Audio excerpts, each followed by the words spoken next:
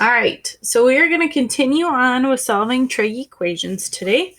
So yesterday we kind of focused on if it was like a basic linear equation or where we had to use the square root property.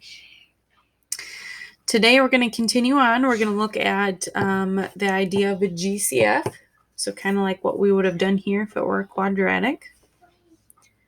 We're going to look at grouping. So remember where we used that samurai sword and split it right down the middle and pick out the GCFs of both sides. And then we're also going to look at kind of our basic factoring. All right. So let's see. I think this is the first example I want to do. So we're going to solve the following trig equations on the interval from 0 to 2 pi, just like what we did yesterday.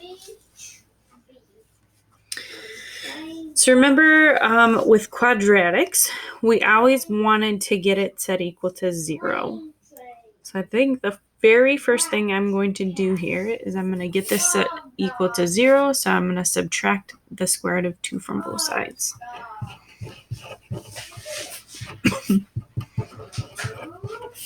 Mom, put paint on here.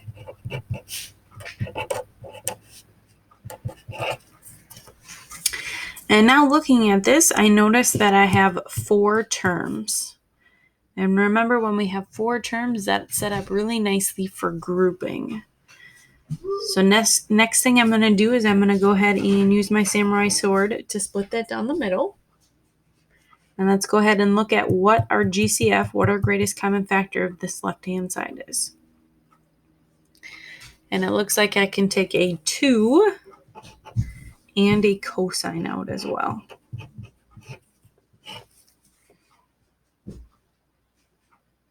So now if I take a 2 cosine from that, it looks like I'm going to have a 2 cosine left as well.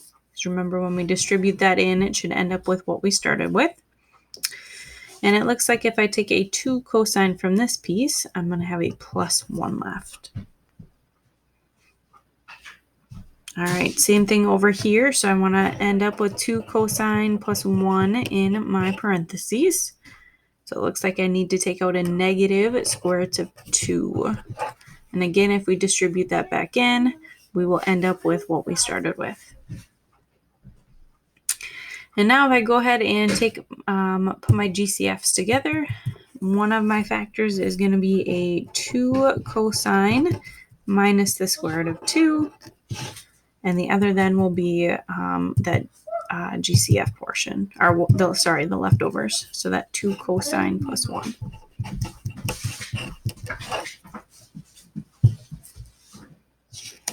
And now that we have those 2 factors from here, is usually where we set those equal to 0. So that's what I'm going to go ahead and do.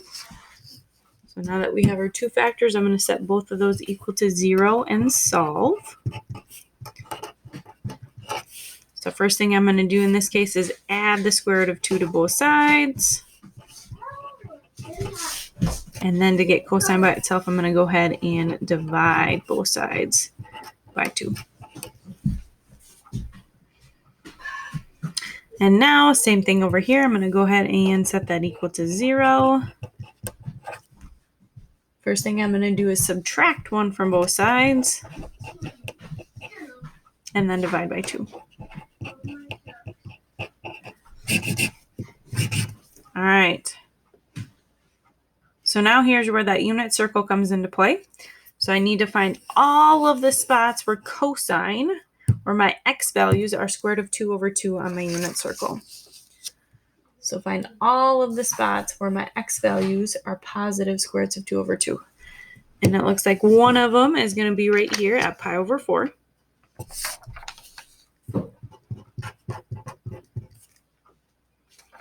And I know there's another one. So let's, again, go ahead and find where the other positive square roots of 2 over 2 is for our x value. And it looks like it's going to be right here at 7 pi over 4. And I think that's all of the positive square roots of 2 over 2. So I'm done with that one. So I'm going to go ahead and move over here. So now we need to find where our x values, where cosine is negative 1/2. So if I look at my x values, I have a negative 1/2 right there at 2 pi over 3. And I need one more. So there's my other one. So x is negative 1/2 at 4 pi over 3 as well. Helps if you can see. So it looks like I have 4 possible solutions here.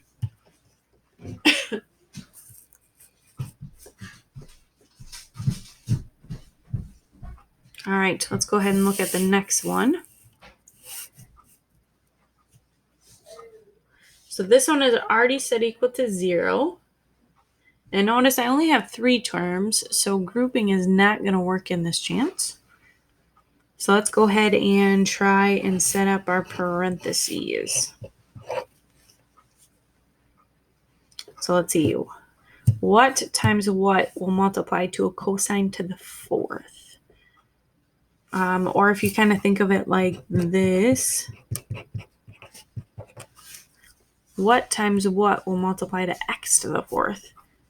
And hopefully you guys are thinking x squared, so it's going to be cosine squared.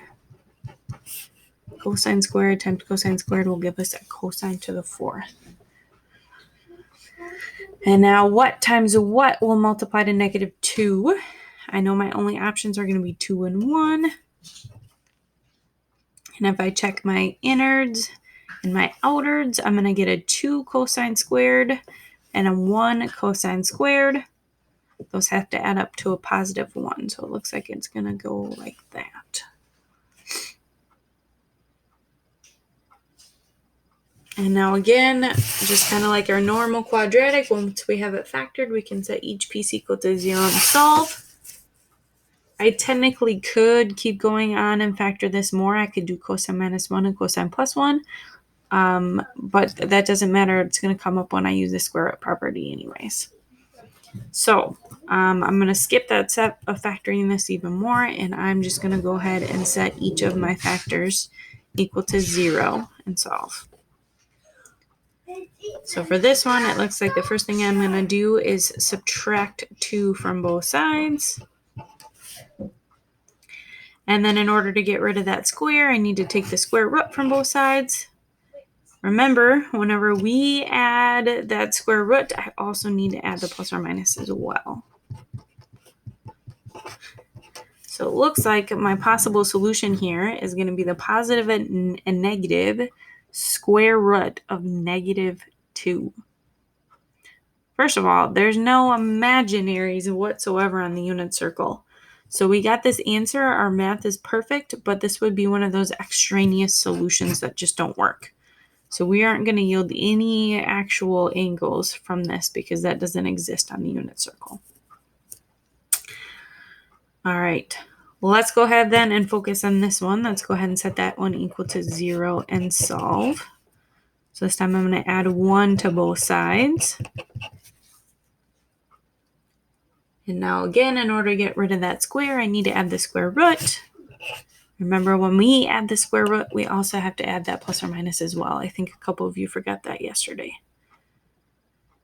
So now if I clean this up, I'm going to end up with cosine equals positive or negative 1. Square root of 1 is just 1. All right, so let's go ahead and take a look at our unit circle. So we need to figure out all the spots where cosine, all the angles where cosine equals positive or negative 1. And let's see, cosine is our x values. So it looks like the only 2 spots on our unit circle where our x values are positive and negative 1 is at 2 pi, or 0, and pi.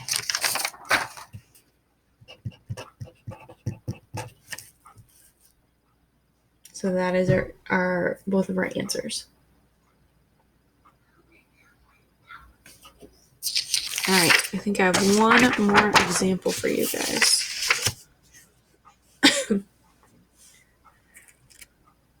So I have cosine times sine equals 3 cosine. So notice in this one, I don't have any squareds or anything like that. So it's not your typical factoring problem like we've seen in the last two. And also notice that I have two different types of trig functions in there. I have sines and cosines, which is kind of different from what we've seen. But we're going to kind of treat this the same. The first thing I want to do is get everything on one side, get everything equal to 0. So it doesn't matter which side I move. I think I'm going to move this one over. So I'm going to subtract that 3 cosine from both sides.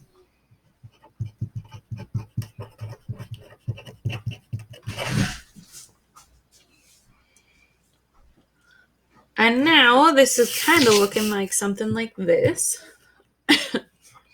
where we can take out our greatest common factor. So if I go back to this, it looks like my GCF would be cosine. I can take cosine from both of those. So I'm going to go ahead and factor regular old cosine out. And when I do that, I'm left with a sine minus 3. And again, when I distribute that back in, I should end up with what we started with.